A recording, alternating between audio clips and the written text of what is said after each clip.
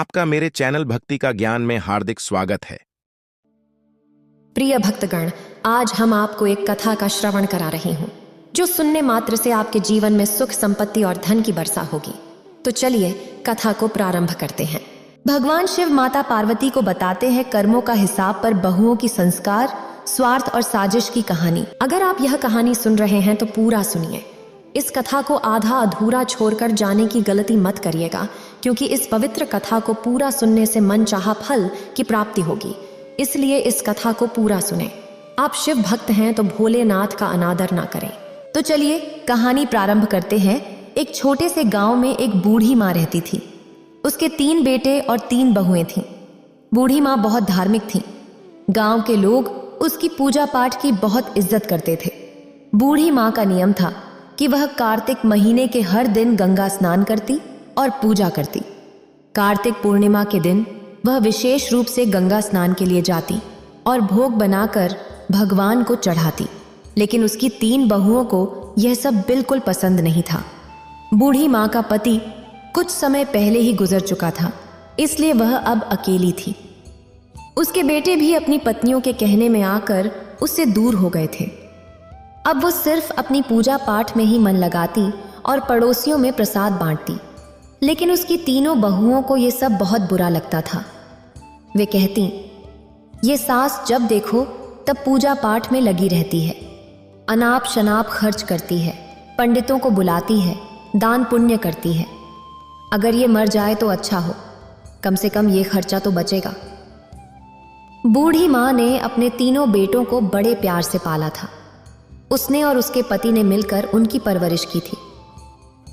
लेकिन अब जब उसे अपने बेटों की सबसे ज्यादा जरूरत थी, तब वे उससे मुंह मोड़ चुके थे। बूढ़ी माँ दिन रात भगवान से प्रार्थना करती और अपने बच्चों के लिए आंसू बहाती। वो कहती, हे भगवान, मैंने तो कभी किसी का बुरा नहीं चाहा, फिर मेरे साथ ऐसा क्यों हो रहा है। बूढ़ी माँ ने अपने भगवान विष्णु और माता लक्ष्मी के सामने बैठी प्रार्थना कर रही थी। उसकी आंखों में आंसू थे और वह भगवान से प्रार्थना कर रही थी, हे भगवान, मुझे इस दुख से मुक्ति दिलाओ, मेरे बच्चों का भला करो और उन्हें सही रास्ता दिखाओ। इस तरह बूढ़ी माँ ने अपने पूजा पाठ और दान पुण्य के नियमों को नहीं छोड़ा। लेकिन उसकी 3 बहुओं ने ठान लिया था कि वे अब इस घर में नहीं रहेंगी और बंटवारा करके अलग हो जाएंगी। वे सोचती थीं कि अगर हम अलग हो जाएं तो अपनी मर्जी से रह सकेंगे और सास की पूजा पाठ के खर्चे से बच सकेंगे। 3 बहुओं ने एक दिन आपस में बात की और बंटवारे की योजना बनाई। उन्होंने अपने पतियों से कहना शुरू किया कि अब हमें अलग हो जाना चाहिए। अगर हम अलग हो जाएंगे तो अपने बच्चों की अच्छी तरह से देखभाल कर पाएंगे। सास का खर्चा बहुत ज्यादा है, हर समय पूजा पाठ में लगी रहती है और बहुत पैसा खर्च करती है। हमें अलग रहकर अपने बच्चों का ध्यान रखना है। बड़ी बहू ने भी अपने पति से यही बात कही। बच्चे बड़े हो रहे हैं, कल उनका शादी ब्याह करना है। पैसे कमाते रहेंगे और सास का खर्चा करते रहेंगे तो कैसे चलेगा। हमारे बच्चों का भविष्य सुरक्षित करना है तो हमें अलग होना ही पड़ेगा। 3 बहुओं ने अपने अपने पतियों को समझा बुझाकर उनके मन में बंटवारे की बात डाल दी। 3 भाई अब बंटवारे के लिए तैयार हो गए। गांव के पंचों को बुलाया गया और घर का बंटवारा करने की बात हुई। 3 बहुएं भी बंटवारे में हिस्सा लेने के लिए तैयार हो गईं। हे भगवान, मुझे इस दुख से छुटकारा दिलाओ, मेरे बच्चों का भला करो और उन्हें सही रास्ता दिखाओ। बूढ़ी माँ के पास जो थोड़ा बहुत आटा, दाल और चावल था, उसी से वह काम चलाती। वह सोचती, अब मुझे अपनी जिंदगी इसी तरह गुजारनी पड़ेगी। मेरे बच्चों ने तो मुझे छोड़ दिया है, लेकिन मैं भगवान की भक्ति नहीं छोड़ूंगी। उसकी भक्ति में कोई कमी नहीं आई। वह हर रोज तुलसी के पत्तों से भगवान का पूजन करती और पड़ोसियों को प्रसाद बांटती। एक दिन जब बूढ़ी माँ अपनी झोपड़ी में बैठी रो रही थी, तभी एक युवक आया और उसने दरवाजा खटखटाया। बूढ़ी माँ ने दरवाजा खोला और देखा कि 16 साल का एक हष्ट पुष्ट युवक खड़ा था। उसके चेहरे पर तेज झलक रहा था। उसने कहा, अम्मा, आप मुझे पहचानती नहीं होंगी, लेकिन मैं आपके मायके से आया हूं। मेरा नाम देव है। मेरे पिताजी ने मुझे आपकी मदद करने के लिए भेजा है। बूढ़ी माँ की आंखों में आंसू आ गए। उसने देव को अंदर बुलाया और बैठने के लिए कहा। उसने पानी का गिलास और थोड़ा सा गुड़ दिया। देव ने पानी पिया और गुड़ खाया। फिर उसने अपनी थैली से कुछ खाने का सामान, कपड़े और दवाइयाँ निकाली। उसने कहा, अम्मा, यह सब सामान मैं आपके लिए लाया हूँ। आप भूखी मत रहना, हम रोज़ आपको खाना भिजवाएंगे। तुमने मेरे लिए जो किया है उसके लिए मैं भगवान से तुम्हारे सुख समृद्धि की प्रार्थना करूंगी। भगवान ने मेरी प्रार्थना सुन ली। अब मैं भूखी नहीं रहूंगी। अब बूढ़ी माँ को रोज़ खाना मिल जाता था। वह पहले की तरह ही भोग बनाकर भगवान को चढ़ाती और पड़ोसियों को प्रसाद बांटती। लेकिन उसकी तीनों बहुओं को यह सब देखकर बहुत जलन होती थी। वे सोचती थीं कि यह बुढ़िया आखिर कहाँ से इतना खाना ला रही है। तीनों बहुएं बूढ़ी माँ की सेहत देखकर बहुत जलती थीं। वे सोचती थीं कि बुढ़िया को हमने इसलिए अलग किया था ताकि वह जल्द ही भूखी प्यासी मर जाए, लेकिन यह तो और तंदुरुस्त होती जा रही है। एक दिन बहुओं ने तय किया कि वे बूढ़ी माँ की झोपड़ी में जाकर देखेंगे कि वहाँ क्या हो रहा है।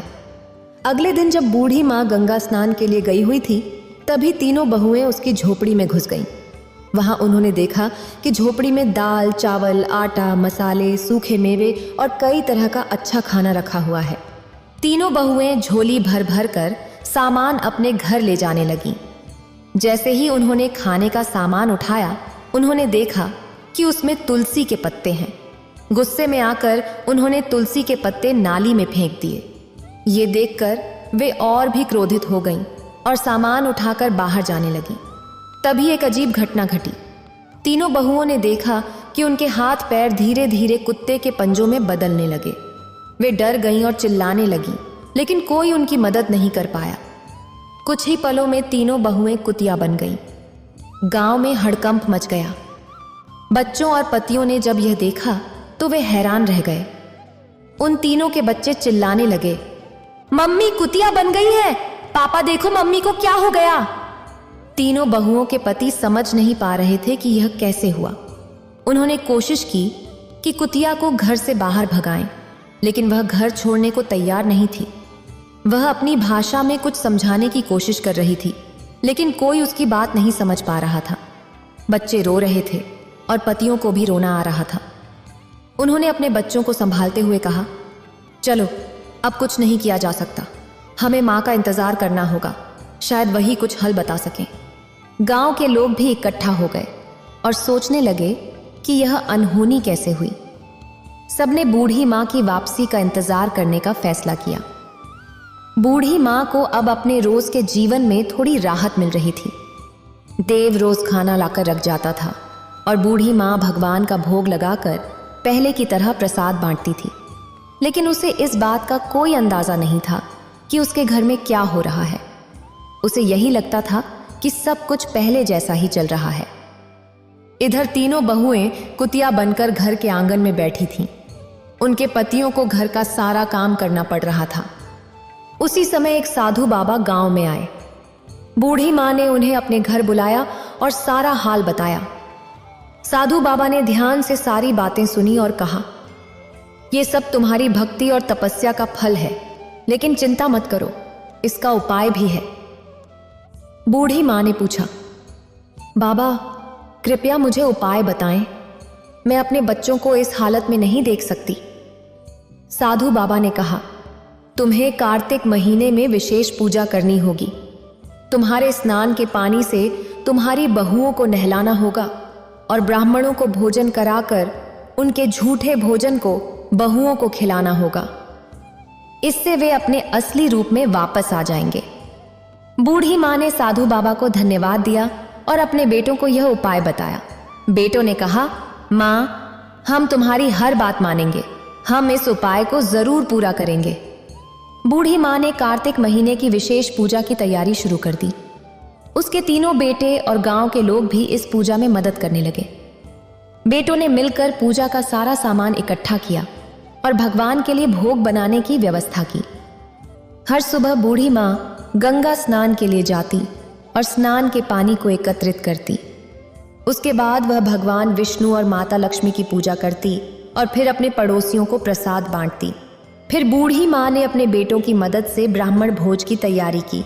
सुबह सुबह सभी ब्राह्मणों को आमंत्रित किया गया और उन्हें विशेष पकवान बनाकर खिलाया गया। ब्राह्मण भोज के बाद बूढ़ी माँ ने सबके पैर छुए और भगवान से प्रार्थना की, हे भगवान, मेरी बहुओं को उनके पूर्व रूप में वापस लाओ। बूढ़ी माँ ने उनके ऊपर गंगा जल छिड़का और उन्हें स्नान के पानी से नहलाया। जैसे ही गंगा जल और स्नान का पानी बहुओं के ऊपर छिड़का गया, एक चमत्कार हुआ।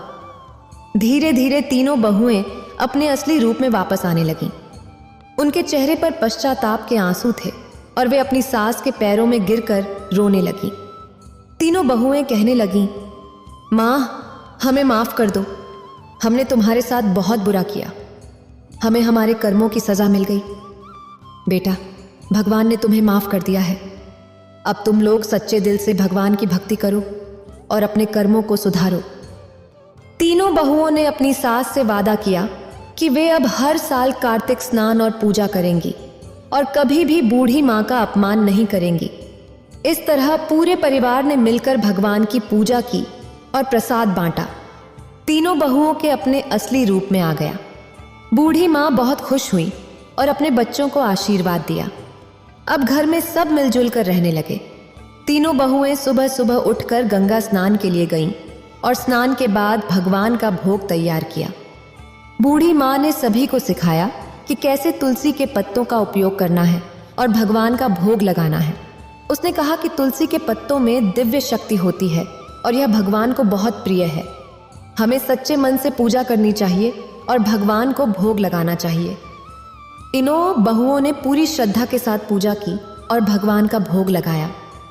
इसके बाद सभी ने मिलकर प्रसाद बांटा और गांव के लोगों को भी बुलाया।